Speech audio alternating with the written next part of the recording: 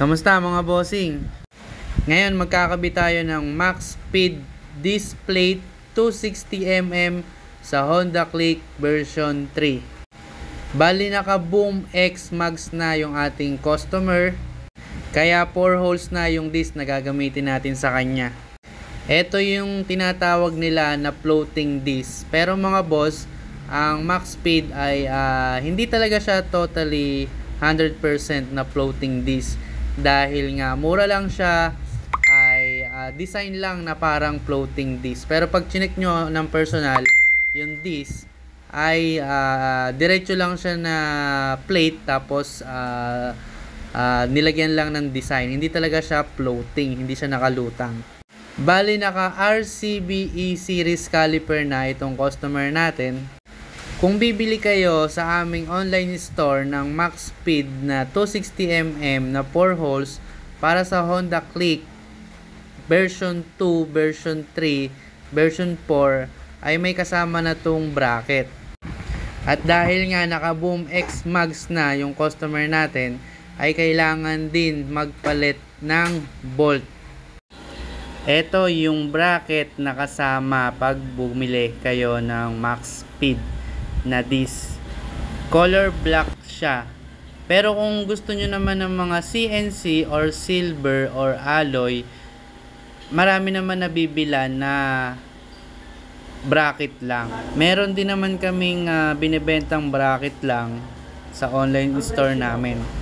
Tara mga bossing, panoorin natin kung paano ito i-install para magkaroon kayo ng idea kung paano nyo ito i-install, lalo na kung magdi-DIY lang kayo sa mga bahay nyo.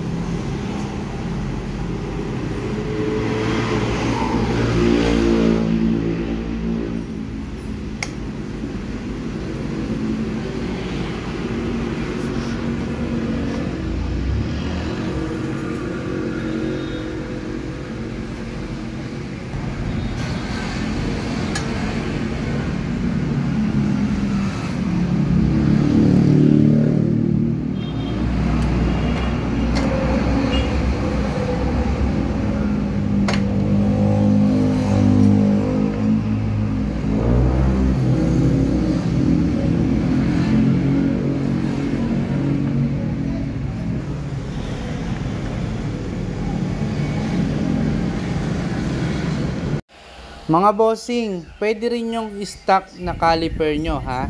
Ang mga pwede nyong gamitin dito na caliper ay stock caliper, E-series na RCB, S26 series na RCB. Pwede rin naman kayong gumamit ng mga 4-pot tulad ng R1 4-pot RCB, 4-pot Brembo. Pero kailangan nyong gumamit ng bracket para sa 4-pot caliper na 260 mm yung size ng disc.